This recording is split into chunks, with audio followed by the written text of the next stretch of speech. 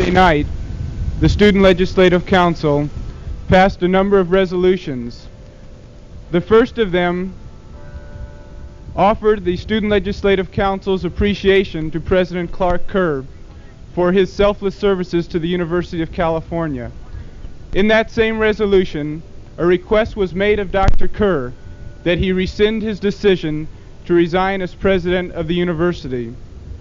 A second resolution said that the Student Legislative Council would sponsor a petition requesting the same, that he rescind his decision.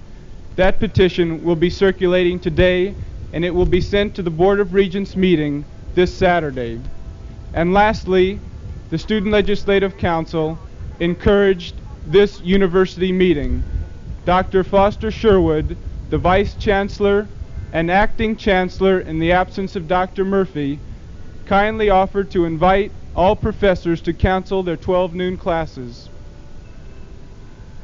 Even if this rally, even if the petitions, even if the resolutions do not have any concrete effects, I think that it is necessary and wise that students demonstrate their support and show that they are aware of the contributions which Dr. Clark Kerr has made to education at the University of California. I would first like to read a statement given to me by Dr. Agnes Taylor, who is the chairman of the statewide academic senate.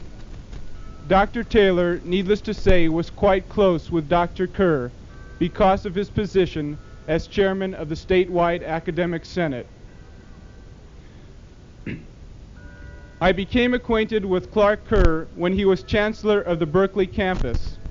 I observed then his great enthusiasm and his thoughtful concern for improvements in the educational environment of students at Berkeley.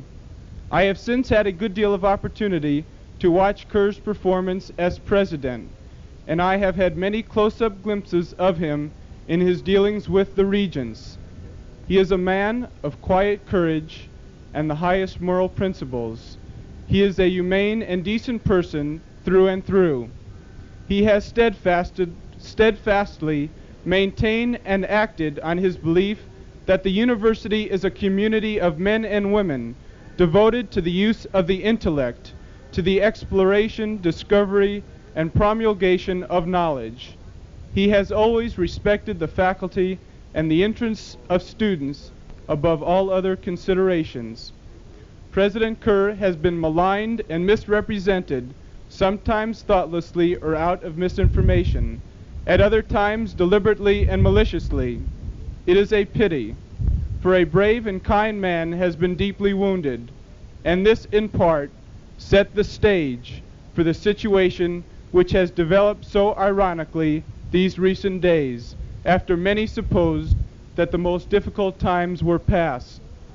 The university needs Clark Kerr. If he steps out now so abruptly, the possibilities for an unfortunate future are great indeed. We cannot know immediately how much influence our support of him will have, but regardless of that, I think we should voice our respect for him and our appreciation of his dedicated and most effective efforts, first as Chancellor at Berkeley and since 1958 as President. His regime has been enlightened, liberal, and humane.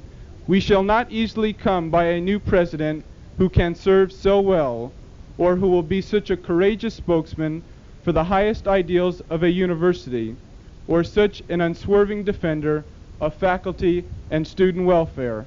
Agnes Taylor, Professor of Mathematics and Vice President of the University-wide Academic Senate. I would like to now introduce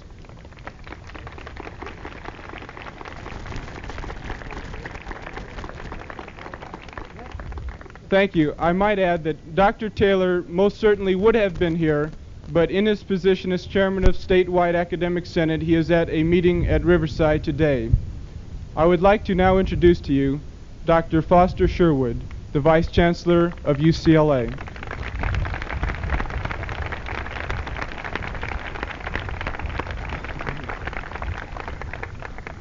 Thank you, ladies and gentlemen. First, I want to tell you what gratification I feel that students and faculty and representatives of the administration can meet together on an occasion of mutual concern and can act together on this campus. We are met here to consider and hopefully to unite in an expression of support for President Kerr and to urge him to reconsider his resignation. I want him to know that, in my view at least, UCLA's progress has been in no small part due to his understanding, his support, and his enlightened leadership. While in the life of any institution such as the university, no one man is indispensable, it would be particularly tragic if at this juncture we were to witness the triumph of the forces of irresponsibility and ignorance over those of enlightened leadership.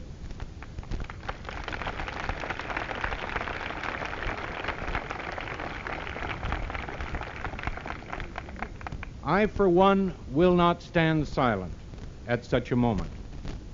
I invite your concurrence and support. I must ask your pardon for reading my remarks. My reason for doing so was that 2 hours ago I spoke to the Chancellor and read the remarks I have just made. He authorizes me to say that they have his enthusiastic concurrence.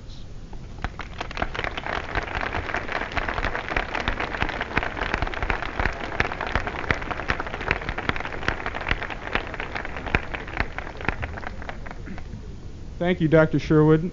I'd like to now introduce Professor James Phillips of the English Department, who is chairman of the Academic Senate Committee on Educational Policy at UCLA, and who has also known Dr. Kerr.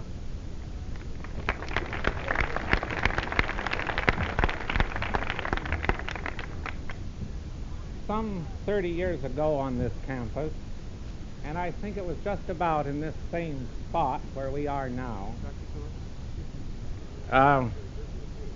I stood here as a freshman in a group that had gathered to protest against a dictator who was then threatening to take over another country. Our meeting was promptly dispersed by university authorities on the grounds that no form of political expression belonged in the university.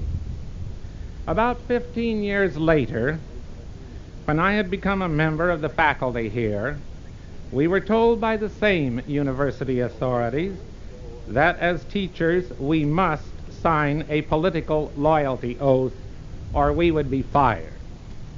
It was not until 1958, when Clark Kerr became president of the university, that many of us who believe in responsible freedom felt that we were finally living in an academic atmosphere that gave promise of being truly and responsibly free.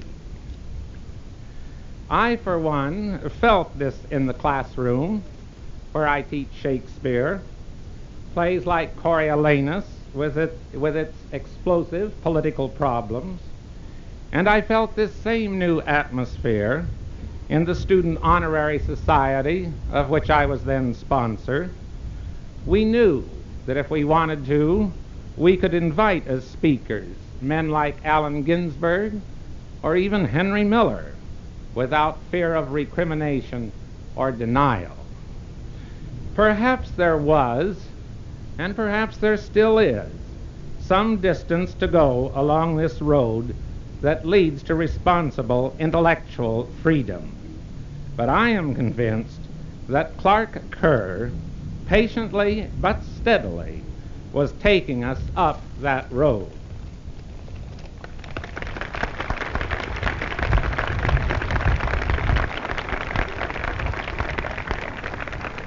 I find it rather absurdly ironic that his progress appears to have been blocked, at least insofar as the precipitating cause is concerned, by a small group intent upon freely expressing what I would guess are its own sexual frustrations.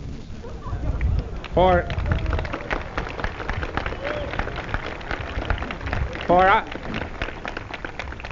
I am not at all convinced that all the members of this group are completely qualified to put their announced principles into action.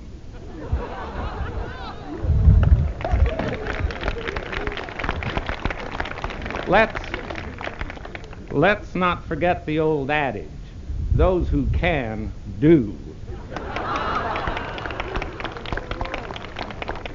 I can't feel that this little group or any other group should be allowed to stop or perhaps even to reverse the progress which Clark Kerr has made toward achieving responsible academic freedom in the University of California.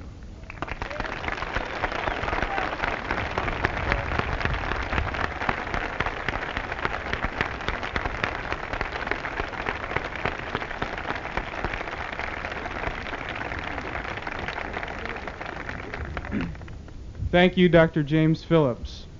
Now I would like to introduce Dr. Joseph Spencer, who is presently Chairman of the UCLA Budgetary Committee and Chairman of the statewide Budgetary Committee.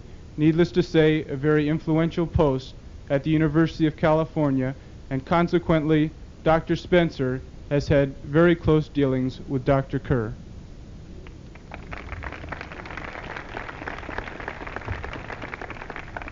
I'm going to make mine short, but I'd like to make one point clearly. I came here as a freshman in 1925, and I've got more time than Jimmy Phillips had. Over this long span of time, I've watched, been interested in this university, and it's the only one I've ever taught in. But I've watched this growth of educational progress from the time when I got threatened with being dismissed from the university because I protested a little about military training. In all the time, I think I know no one man who has worked harder, more diligently, more faithfully, and more intellectually soundly than Dr. Clark Kerr. I think we owe a tremendous debt throughout the whole of the university to him in the respect that he has worked for the kinds of ideals that all of us have felt were worthwhile. Thank you.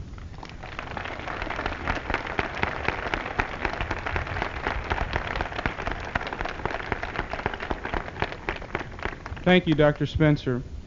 Now I would like to introduce to you Arnold York, who is the president of the Graduate Student Association and also a graduating senior of the law school. Arnie?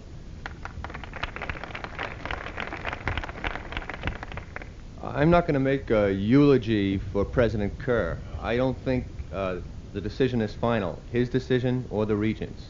It's my understanding the Regents are meeting tomorrow to decide whether to accept his resignation or not. Now, I'm going to take an opportunity to speculate here for a moment. None of us really know why Dr. Kerr is leaving. However, I think we can safely say that if he does leave, it means that one of the more enlightened spirits in the university is leaving. When the Regents decide tomorrow, if they accept Kerr's resignation and they reject Kerr, then in effect they are saying, we expect his successor to take a harder line. This is an inevitable result. Dr. Kerr has insisted that demonstrators be handled through due process. Dr. Kerr has insisted that the university take no action on people who have been demonstrating. Now, there will always be demonstrators at the University of California, and we need someone like Dr. Kerr to protect us and protect the demonstrators and protect their right to dissent. Without him, the right to dissent may not be that well protected. And I think it's blatantly obvious that when he leaves, the principal protector will be gone. Now, I think there is something we can do as students, and that is We can send wires to the regents. I'm not at all convinced that many of the regents have yet made up their mind. If they hear from the student bodies, this may convince them that there are more students on the campus than some of the more vocal ones, and that we are willing to support Dr. Kerr, and that perhaps it's worthy of a chance to refuse his resignation. So what I would ask everybody here, send a telegram to the regents, that's Regents, University of California at Berkeley, and also sign the petitions that we'll be passing around. These will go up to the regents meeting. Thank you.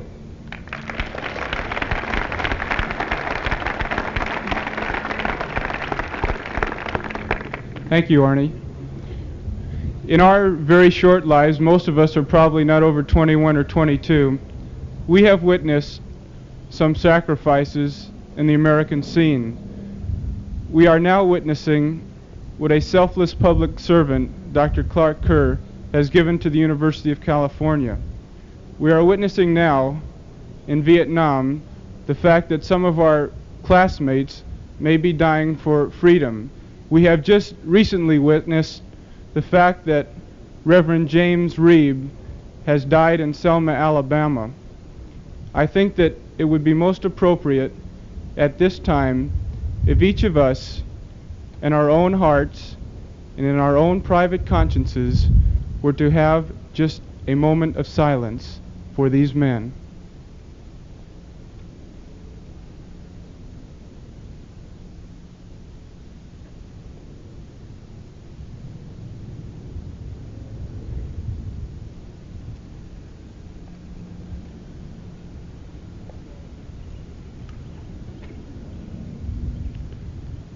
Thank you all very much for attending.